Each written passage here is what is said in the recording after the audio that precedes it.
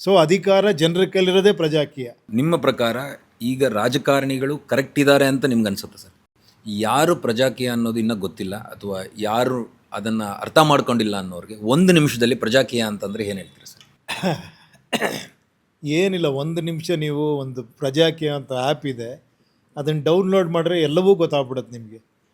ಏನಂದರೆ ಒಂದು ವೋಟ್ರಸ್ ಯುನೈಟ್ ಆಗೋ ಅಂತ ಒಂದಿದೆ. ಒಂದೇ ಒಂದು ನಿಮಿಷ ಹೇಳ್ಬೇಕಂದ್ರೆ ವೋಟ್ರಸ್ ಲೀಡ್ರಸ್ ಆಗಬೇಕಷ್ಟೇ ಇಲ್ಲಿ. ಅಂದರೆ ವೋಟ್ರಸ್ ಕೈಲಿ ಪವರ್ ಇರಬೇಕು ಅನ್ನೋದು ಒಂದೇ ಇಲ್ಲಿ. ಸೊ ಹೆಂಗೆ ಸಾಧ್ಯಪ್ಪ ಅಂದರೆ ಟೆಕ್ನಾಲಜಿ ಮೂಲಕ ಸಾಧ್ಯ ಅಂತ. ಸೊ ನಾವು ಈ ಪಕ್ಷ ಮಾಡಿರೋದಾಗಲಿ ಒಂದು ಆ್ಯಪ್ ಮಾಡಿರೋದಾಗಲಿ ಕಾರಣನೇ ಇಲ್ಲಿ ನಮಗೆ ಪಾರ್ಟಿಸಿಪೇಂಟ್ಸ್ ಇಂಪಾರ್ಟೆಂಟೇ ಅಲ್ಲ.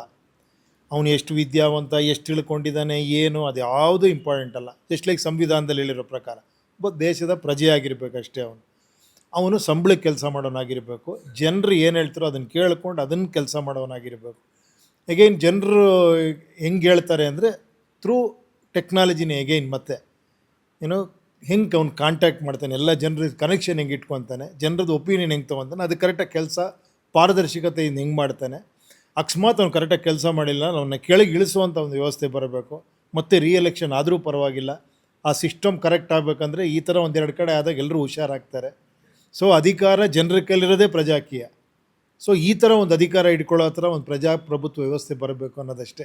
Correct sir. ನೀವು ನಿಮ್ಮ ಸಿನಿಮಾಗಳಲ್ಲಿ ಹೇಳ್ದಂಗೆ people are little irresponsible.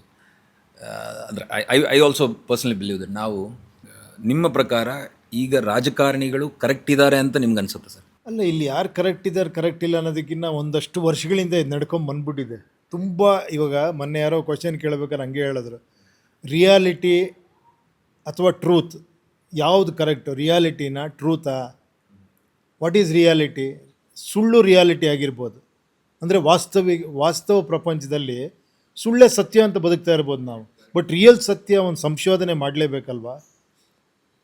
So ಆ ದಾರಿ ಅಷ್ಟೇ ಇದೆ ಆ್ಯಕ್ಚುಲಿ. ನಿಜವಾದ ಪ್ರಜಾಪ್ರಭುತ್ವ ವ್ಯವಸ್ಥೆ ಹಿಂಗಿರ್ಬೇಕು ಆ್ಯಕ್ಚುಲಿ. ಎಲ್ರಿಗೂ ಕರೆಕ್ಟ್ ಅನ್ಸುತ್ತಿದ್ದು, ಹೌದು ಕರೆಕ್ಟು, ನಮ್ಮ ಹತ್ರ ಸಂಬಳ ತೊಗೊಂಡು ಕೆಲಸ ಮಾಡೋರು ಇವರು, ಪಾರದರ್ಶಕವಾಗಿ ಕೆಲಸ ಮಾಡಬೇಕು. ಕರಪ್ಷನ್ ನಿಲ್ಲಿಸ್ಬೇಕು ಅಂದರೆ ಟೆಕ್ನಾಲಜಿ ತರಬೇಕು, ಹಲವಾರು ವಿಧಗಳಿದ್ದಾವೆ.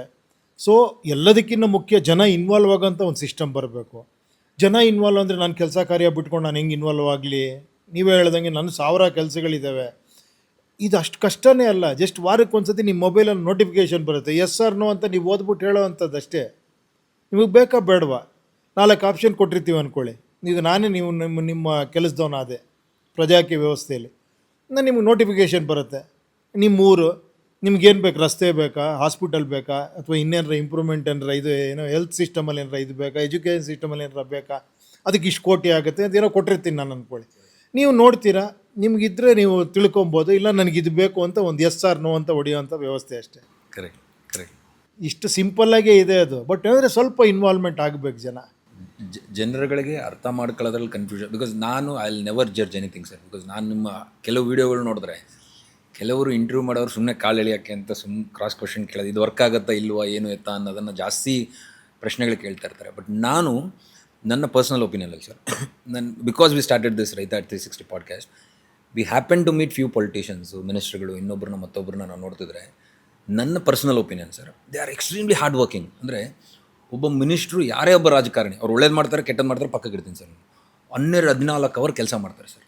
They are extremely hard working. But ನನ್ನ ಪ್ರಕಾರ ನಮ್ಮಲ್ಲಿ ಸಾಕಷ್ಟು ಭ್ರಷ್ಟತನ ಇರೋದು ಅಂತಂದರೆ ನನ್ನಲ್ಲಿ ನಮ್ಮೆಲ್ಲರುಗಳಲ್ಲಿ ನಾವು ದುಡ್ಡು ಇಸ್ಕೊಂಡು ವೋಟ್ ಮಾಡ್ತೀವಿ. ಇಷ್ಟು ಇರ್ರೆಸ್ಪಾನ್ಸಿಬಲ್ ಆಗಿರೋ ನಾವು ರೆಸ್ಪಾನ್ಸಿಬಲ್ ಆಗ್ತೀವಿ ಅಂತ ನಿಮ್ಗೆ ಅನ್ಸುತ್ತೆ ಸರ್? ಅಲ್ಲ, ಆಗಲೇಬೇಕಲ್ಲ. ಬೇಕು ಅಂದರೆ ನನಗನ್ನಿಸ್ತಾ ಇದೆ, ನಾನು ಹೇಳ್ತಾ ಇದ್ದೀನಿ. ನಿಮಗೂ ಬೇಕು ಅನಿಸಿದ್ರೆ ಮಾಡ್ತೀರಾ, ಬೇಡ ಅಂದರೆ ನಿಮ್ಗೆ ಈಗಿರೋ ವ್ಯವಸ್ಥೆ ಚೆನ್ನಾಗಿದೆ ಅಂದರೆ ಗೋ ಹೆಡ್ ಆ್ಯಕ್ಚುಲಿ. ಇಲ್ಲಿ ನಂದೇನು ಬಲವಂತ ಏನಿಲ್ಲ ಇಲ್ಲಿ. ಸರಿಯಾಗಬೇಕಾದವ್ರು ಕೊನೆಗೆ ನಾವೇ ಅಲ್ವಾ? ಒಂದು ಲೆವೆಲ್ಗಾರ ನಾನು ಸರಿ. ಫಸ್ಟ್ ಆಫ್ ಆಲ್ ನಾನು ಓವರ್ ಪ್ರಚಾರಕ್ಕೆ ಓಟ್ ಹಾಕಬಾರ್ದು. ಯಾರೋ ಒಬ್ಬ ಬಂದ, ಬೇರೆ ಫೀಲ್ಡಿಂದ ಬಂದ, ಅವ್ನಿಗೆ ಹೆಸರಿದೆ, ಇದೆಲ್ಲ ಅಲ್ಲ ನಮ್ಗೆ ಆ್ಯಕ್ಚುಲಿ. ನಿಮಗೆ ಬೇಕಾದ್ರೆ ಎಲೆಕ್ಷನಲ್ಲಿ ಓಟ್ ಹಾಕ್ಬೇಕಾದ್ರೆ ಏನಕ್ಕೆ? ನೀನು ವ್ಯವಸ್ಥೆನ ಹೆಂಗೆ ಬದಲಾವಣೆ ಮಾಡ್ತೀಯಾ, ಕರಪ್ಷನ್ ಹೆಂಗೆ ಕಂಟ್ರೋಲ್ ಮಾಡ್ತೀಯಾ, ಏನೇನು ರಿಫಾರ್ಮ್ಸ್ ತರ್ತೀಯ ನೀನು, ಅಗ್ರಿಕಲ್ಚರ್ ಇರ್ಬೋದು, ಇನ್ನೊಂದಿರ್ಬೋದು ಅಲ್ವಾ, ಹೆಂಗೆ ತರ್ತೀಯ ನೀನು, ಅದ್ರ ಬಗ್ಗೆ ತಿಳ್ಕೊಂಡು ನನಗೆ ಇವ್ನು ಬೆಟ್ರ್ ಅಂದರೆ ಅವ್ನಿಗೆ ಓಟ್ ಹಾಕ್ಬೇಕು ತಾನೆ ಅಲ್ವಾ? ಅದು ಬಿಟ್ಟು ನಾವು ಬೇರೆ ಎಲ್ಲ ಮಾತಾಡ್ಬಿಟ್ಟು ಅದನ್ನು ಬಿಟ್ಬಿಟ್ಟಿರ್ತೀವಿ ನಾವಿಲ್ಲಿ. ಸೊ ಆ ಒಂದು ಸಣ್ಣ ಪ್ರಯತ್ನ ಅಷ್ಟೇ. ನೋಡೋಣ. ಆ್ಯಕ್ಚುಲಿ ಇದುವರೆಗೆ ಯಾರೂ ಮಾಡ್ತಿಲ್ಲ, ಸೊ ನಾವು ಯಾಕೆ ಬ್ಲೇಮ್ ಮಾಡ್ಕೊಂಡು ಕೂತ್ಕೊಳ್ಳೋದು, ನಾನೇ ಮಾಡೋಣ. ಹಾಂ